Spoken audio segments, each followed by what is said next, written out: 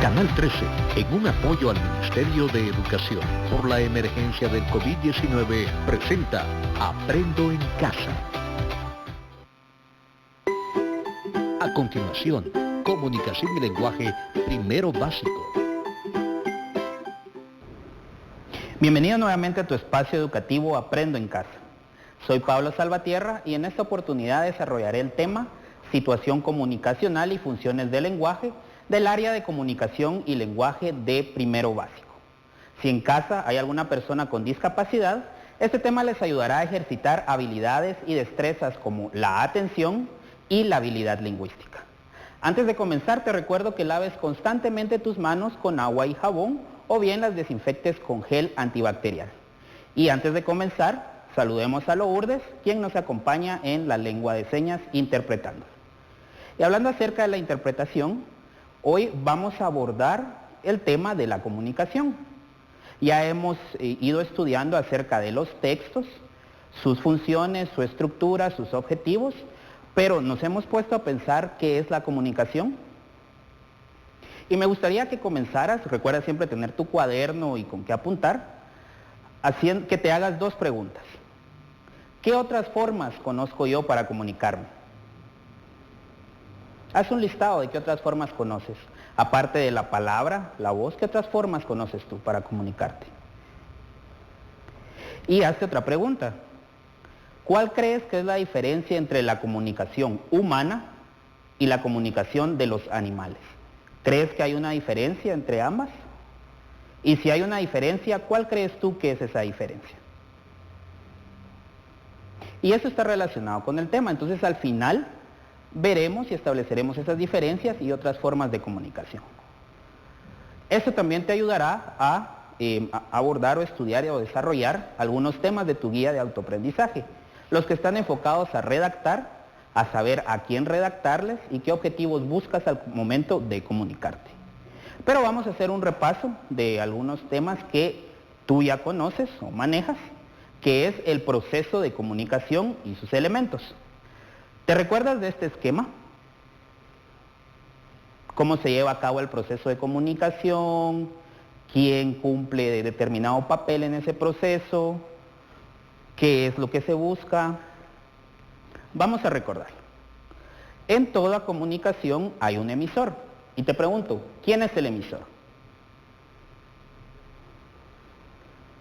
Es aquel que envía el mensaje. Y en este caso, pongamos por ejemplo esta clase o este tema que estamos desarrollando. ¿Quién es el emisor?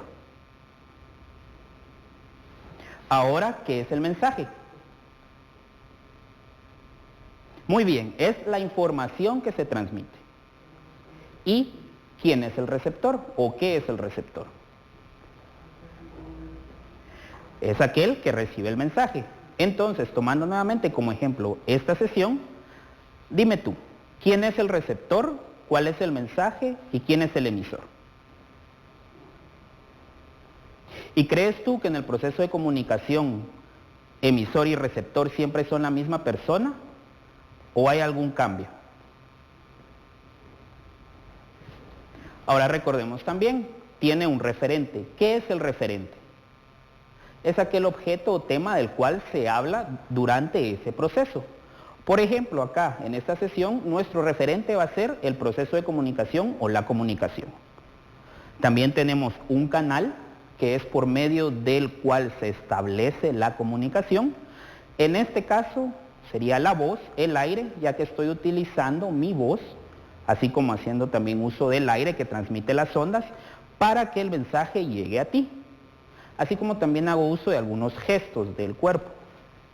Y tenemos un código. El código podríamos decir que es el idioma que hablan las personas. Sin embargo, vamos a generalizarlo, vamos a hacerlo un poco más grande y vamos a decir que es todo ese sistema de signos que utilizan las personas para comunicarse. Pero uno de esos sistemas de signos es el idioma. Puede ser también imágenes, que son signos, pueden ser gestos, que son signos. Ese va a ser el código. Entonces, para reforzar eso, y también vamos a tener ruido. Ruido no únicamente quiere decir cualquier sonido que se dé o escuchemos durante la comunicación y se interrumpa. Ruido puede ser que no entiendas algún significado de alguna palabra. Ruido puede ser que no hablen el mismo idioma. Ruido va a ser todo aquello que se interponga en el proceso de comunicación. Y para hacer un ejemplo rápido, vamos a trabajar con este enunciado, con esta oración. Juan está leyendo el periódico. Vamos a establecer entonces todos los elementos de la comunicación. Juan está leyendo el periódico. ¿Quién crees tú que es el emisor? Aquí haremos uso también de inferencias. No tenemos un emisor directo, pero ¿quién crees tú que trabaja en un periódico? Correcto, un periodista. Entonces, el periodista es ese emisor, el que desarrolló la noticia. Entonces, el emisor será el periodista. ¿Y cuál crees tú que es el mensaje?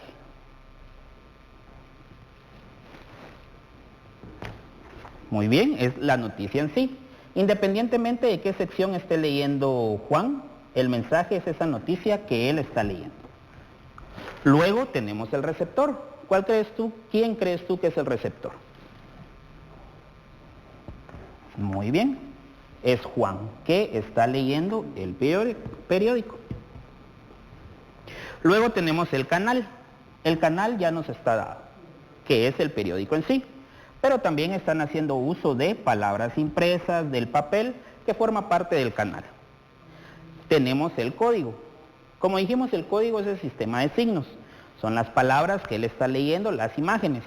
Pero si suponemos que Juan habla español, diremos que el código es el idioma español. Y por último, el referente. Si él está leyendo sobre noticias, no sabemos realmente qué tipo de noticias está leyendo. Entonces podemos decir que el referente van a ser ya sean los sucesos o tal vez las noticias sobre economía, sobre cultura o deportes. ¿Te das cuenta entonces de que este enunciado nosotros podemos establecer todos los elementos de la comunicación? Como te indiqué, acá también estamos aplicando las inferencias. Ahora, ya que tenemos esto repasado, pasemos a la situación comunicacional. Hemos hablado del contexto en otras ocasiones. ¿Qué hemos dicho que es el contexto? Es todo aquello que rodea el acto de comunicarse. Hablamos de un contexto lingüístico y un contexto extralingüístico. El lingüístico en sí es el que rodea las palabras al texto y el extralingüístico es el que tiene que ver con lo social, lo cultural, lo histórico y todo lo que no se envuelve en el lenguaje verbal o de la palabra. En ese sentido, todo proceso de comunicación tiene una situación comunicacional. Ya vimos los elementos de la comunicación, pero este se queda demasiado inmóvil, es decir, no tiene mucha dinámica. Pero cuando hablamos de una situación comunicacional, ya le vamos dando esa dinámica al proceso de comunicación, que se vuelve más activo. Entonces, todo proceso de comunicación va a tener un entorno. ¿Qué es el entorno? Es el lugar, el tiempo y la situación o el contexto en el que se da un determinado proceso de comunicación. Incluso cuando tú estás de día, no utilizas, o estás en el día, no utilizas las mismas palabras como cuando estás en la noche, porque hay contextos diferentes. No haces lo mismo en la noche que lo que haces en el día. Entonces la forma de hablar y las palabras que utilices van a variar. No dirás buenos días cuando es de noche. Ahí ya está determinado por el lugar, el tiempo y la situación. Luego tenemos a los participantes. Hablamos de un emisor y de un receptor, pero ¿qué relación hay entre esos participantes? ¿Le hablas tú igual a una persona adulta que a tu compañero de clase? ¿Le hablas tú igual a tus padres o a algún hermano mayor o a alguna tía que como le hablas a un profesor? Ahí ya se establecen relaciones dentro de los participantes. Luego tenemos una meta. ¿Por qué estoy hablando? ¿Para qué me sirve este proceso de comunicación? Es decir, ¿qué busco con el mensaje que estoy transmitiendo? Y por último tenemos un evento. Todas las actividades relacionadas con ese evento de comunicación. Por ejemplo, Juan está leyendo el periódico. ¿Pero qué lo llevó a leer el periódico? ¿Qué sucedió antes? Tal vez si es de día tuvo que despertar. Luego de despertar habló tal vez con su familia. Luego de hablar con su familia pensó, voy a comprar el periódico para leer las noticias. tuvo que salir a la calle, o tal vez pasó el vendedor de periódicos, pero aún así salió. Si pasó el vendedor de periódicos, o ya sea lo compró en la calle, él lo fue a buscar, tuvo que hablar con esa persona. Entonces los eventos es todo lo que se relacionó y llegó a ese momento, a ese suceso. Pero vamos a ver un ejemplo entonces. Por ejemplo, tenemos acá un gran clavo. Si Juanito llega a la ferretería y dice: don Anselmo, véndame un clavo de 1/4 de pulgada, por favor. Vamos a examinar o vamos a analizar este ejemplo a partir de la situación comunicacional. ¿Cuál crees tú que es el entorno? Hablamos de lugar, hablamos de tiempo y hablamos de contexto. Correcto, la ferretería. Entonces entendemos que él se está refiriendo al clavo en cuanto es ese pequeño elemento con el cual se pueden colgar cosas en las paredes o unir cosas. ¿Quiénes son los participantes? Quien llegó a pedir el clavo y don Anselmo. Pero ¿cómo escuchaste tú que se dirigió él a don Anselmo? Con respeto. ¿Por qué? Porque él es una persona adulta y quien está pidiendo el clavo es una persona, podríamos decir, tal vez no adulta, pero puede ser algún joven o algún niño. Entonces se crea ese vínculo de respeto. Eso tiene los participantes, el papel que va a asumir cada uno. Si hay respeto, si hay autoridad. ¿Cuál es la meta? Primero, quien está pidiendo el clavo es obtener el clavo, es decir, comunicar porque necesita algo. Y don Anselmo después le va a responder porque necesita vender algo. Si te das cuenta, hay una necesidad y un objetivo en ese proceso de comunicación. ¿Y qué actividades realizaron antes? Quien está pidiendo el clavo probablemente está arreglando algo en su casa. O quizás algún adulto está arreglando algo en su casa, necesita colgar algo, algo se quebró, alguna puerta y necesitan unirla. Todo eso sucedió antes de. Ahora pasemos con el mismo clavo, con la misma palabra, a otra situación. Si por ejemplo va una persona a algún restaurante y no tiene con qué pagar y le dice a la otra persona: mira, disculpa el clavo, ¿será que me prestas dinero para pagar? Establece tú qué entorno está sucediendo, qué relación hay entre los participantes, cuál crees que es el objetivo de ese mensaje y qué sucedió antes de. El entorno es un restaurante, se refiere a comprar algo. ¿En qué momento? Puede ser tal vez una cena o algún almuerzo o el desayuno. Ya tenemos momentos o tiempos establecidos. Luego los participantes. Regularmente no diríamos clavo, diríamos problema. Pero si utilizamos este tipo de palabras es porque hay algún tipo de relación afectiva, es decir, de amistad, o se conocen mucho, hay mucha confianza para poder utilizar este tipo de palabras. ¿Cuál es la meta? La necesidad nuevamente. Es decir, él no tiene dinero con qué pagar, la persona no tiene dinero con qué pagar y necesita que le preste. ¿Y qué actividades realizaron antes? Primero, tuvo que haber llamado uno al otro o encontrarse o enviarse un mensaje para que se invitaran o quedaran en reunirse y comer. Luego, todo el camino que los llevó a ese restaurante. Y algo sucedió en ese camino que la persona olvidó su dinero. Entonces, si te das cuenta, todos estos elementos nos permiten ya establecer en sí, darle una dinámica, algo más activo al proceso de comunicación. ¿Y alguna vez te has preguntado tú también para qué nos sirve el lenguaje? Recuerda también las diferencias básicas entre lenguaje, lengua y habla. Lenguaje es la capacidad del ser humano de comunicarse. Lengua es el sistema de signos por el cual se comunica el ser humano, puede ser el idioma, y el habla es la forma particular que una persona hace de ese sistema de signos. Entonces ahora preguntémonos, ¿para qué sirve el lenguaje? Escribe algunas ideas en tu cuaderno. Un lingüista, Roman Jakobson, estableció unas funciones del lenguaje que van de la mano con cada uno de los elementos del lenguaje. Y estos también a su vez van relacionados con la situación comunicacional que acabamos de ver. Tenemos la primera función, que es la función emotiva. Y esta va relacionada directamente con el emisor. Si te digo, ¿cómo te sientes hoy? Y estás así, ¿cómo lo dices? Correcto, estoy contento, estoy feliz, me siento bien, puedo decir me siento triste, no me siento bien, me siento atraído por algo, me gusta algo, estoy molesto, estoy enojado. Entonces creo que ya ahorita tiene una idea de en sí cuál es esa función emotiva. Esa función emotiva transmite emociones y sentimientos del emisor, porque se concentra en el emisor. Luego tenemos la función apelativa. Esta se concentra en sí en el receptor. Cada vez, por ejemplo, yo estoy hablando y te estoy hablando a ti, estoy buscando una respuesta de parte tuya.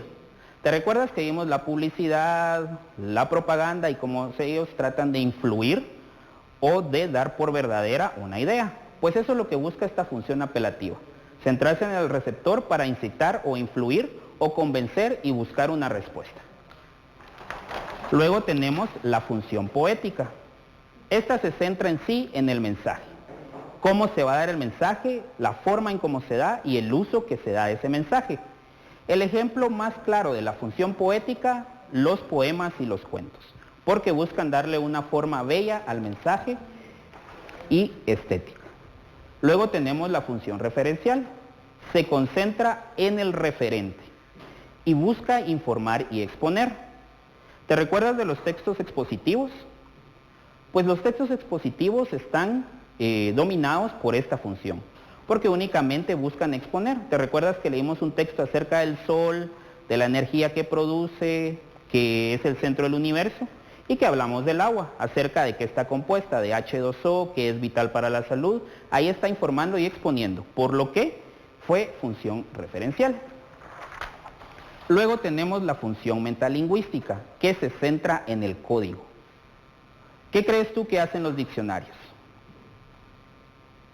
Te ayudan a encontrar el sentido o el significado de las palabras. Entonces esta función lo que nos ayuda es a explicar o referir al código mismo. ¿Pero qué significa esto? Sencillo es cuando haces la pregunta, ¿qué significa tal palabra? Con el mismo idioma y las mismas palabras, alguien te va a explicar o el diccionario te va a explicar qué significa esa palabra. Esta es esa función. Y por último tenemos la función fática, que se concentra en el canal. ¿Y qué busca esta función? Abrir, mantener o cerrar la comunicación. Típico ejemplo, tú estás hablando por teléfono y se escucha entrecortado, no se escucha bien. ¿Qué dices tú para asegurarte que la otra persona aún está en la línea? ¿Aló? ¿Me escuchas? Ahí estás aplicando la función fática. Te estás asegurando que el canal siga abierto, mantenga la comunicación o bien ya no hay ninguna comunicación. Estas son las funciones principales, según Roman Jakobson, que cumple el lenguaje en el ser humano. Entonces, ahora con la pregunta que te había hecho al inicio, creo que ya tienes un panorama más amplio. Y entonces, ¿qué otras formas de comunicación crees tú que hay? Visual, por ejemplo, acá utilicé algunas imágenes para que entendieras. Gestos, así como Lourdes que está interpretando. Sonidos, dibujos. Hay infinidad de formas de comunicarnos. ¿Y cuál crees tú que es la diferencia entre la comunicación humana y animal? Y por último, para que practiques un poco acerca de lo que vimos del proceso de comunicación y las funciones del lenguaje, tenemos este enunciado. Luisa, ya te lo dije una vez, duerme. ¿Qué vas a hacer con esto? El reto es que crees tú el esquema comunicativo. Lo que hicimos con el ejemplo de Juan lee el periódico, que determines tú cada uno de los elementos. La situación comunicativa, recuérdate, es entorno, participantes, meta y evento. Y por último, que identifiques qué función del lenguaje utilizaron o si hay varias funciones que utilizaron. Gracias por tu atención y ten presente de guardar tus trabajos y ejercicios en tu portafolio Aprendo en Casa. ¿Qué aprendiste hoy? Pues aprendiste cómo adecuar, en cierta forma, o cómo se adecúa el proceso de comunicación, dependiendo de con quiénes queremos nosotros establecer. Además, esto lo puedes relacionar con algunos temas de la guía de autoaprendizaje que estás trabajando, si tú la estás trabajando. Comparte con algún adulto lo que has aprendido hoy y recuerda también que en agosto tenemos algunas fechas importantes. Por ejemplo, el 17 de agosto es el Día de la Bandera. Te recuerdo nuevamente que laves las manos constantemente con agua y jabón o bien las desinfectes con gel antibacterial Y recuerda ahora, ya tienes estas herramientas para poder establecer una comunicación más efectiva y que sea utilizada de forma correcta. Gracias por tu atención y hasta una próxima oportunidad.